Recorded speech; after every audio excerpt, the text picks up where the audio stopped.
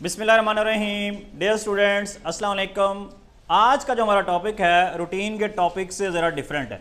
इससे पहले हम केमिस्ट्री या मैथमेटिक्स या प्रैक्टिकल्स की बात करते थे। अब चूँकि एग्ज़ाम जैसे जैसे करीब आ रहा है, बच्चों की अटेंशन एग्ज़ाम की तरफ ज़्यादा बढ़ रही है।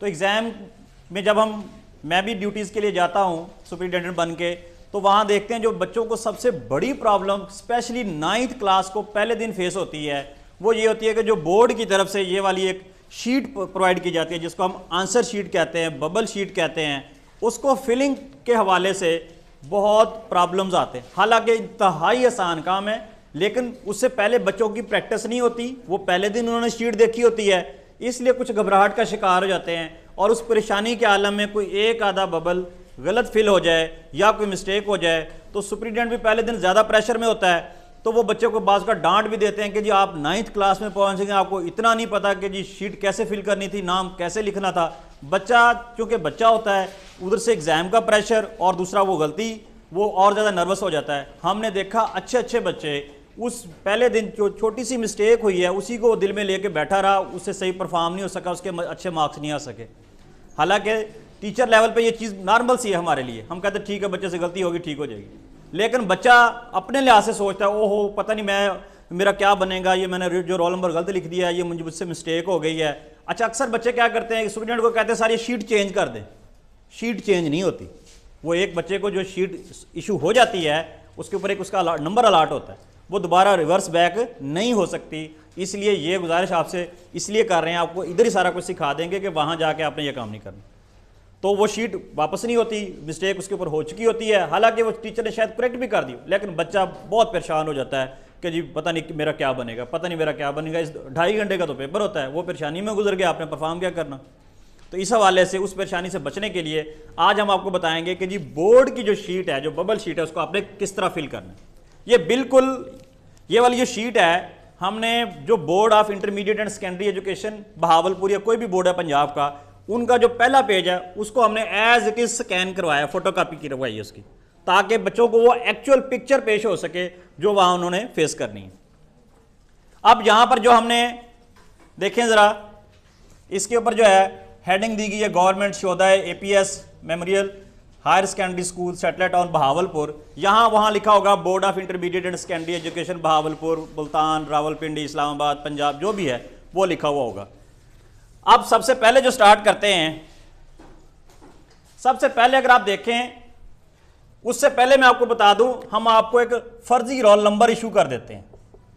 सपोज आपको जो बोर्ड में जो रोल नंबर इशू होता है वो 6 फिगर होता है, 6 हिंसों वाला होता है। क्लास में तो आपका होता है ना 1 2 3 4 5 6 7 8 9 10, 2 फिगर वाला हो सकता है, 22 हो सकता है, 25 हो सकता है, 26 हो सकता है। लेकिन जो बोर्ड में आपको रोल नंबर इशू होता है वो 6 फिगर वाला होता है, 6 फिगर्ड होता है।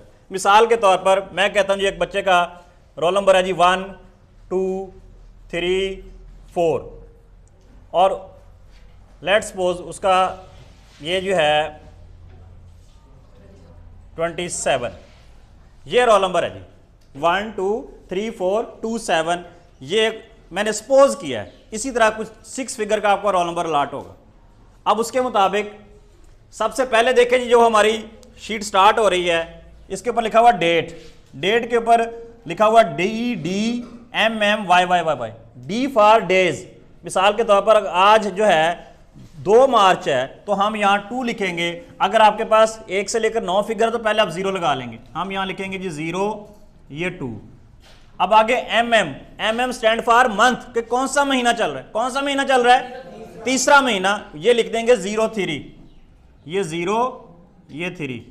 अब आगे YYY 4 दफा लिखा हो, इसका मतलब है ईयर, कौन सा ईयर है जी 2023। अब उसके बाद इसके आगे 2 कॉलम दिए गए हैं, ऊपर लिखा हुआ है मॉर्निंग और इवनिंग।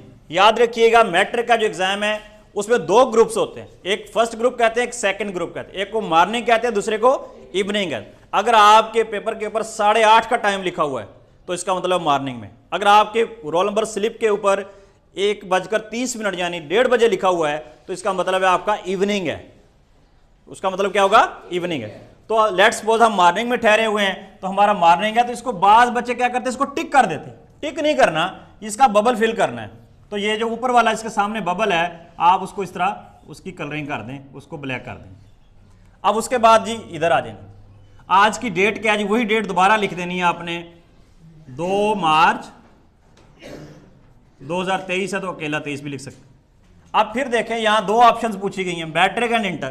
क्योंकि ये जो बोर्ड है 2 क्लासेस का एग्जाम लेता है, मैट्रिक का भी लेता है, इंटरमीडिएट यानी 11वीं 12वीं का भी लेता है, शीट कॉमन होती है।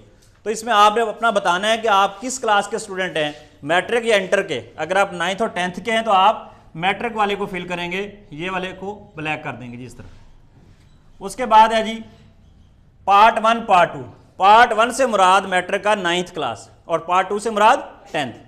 तो हम यहाँ जो है पार्ट 1 को फिल कर देंगे। उसके बाद जी एनुअल सप्ली, जो आप फ्रेश एग्जाम दे रहे हैं आप एनुअल होता है आपका। अगर आप किसी पेपर में फेल हो जाए तब जो एग्जाम देते हैं रिजल्ट अनाउंस होने के बाद उसको सप्ली बोला जाता है, तो वो उसमें देंगे तो आप सप्ली लिखेंगे। क्योंकि आप फ्रेश हैं इसलिए आप इसको एनुअल ही लिखेंगे, एनुअल वाला बबल फिल कर दें।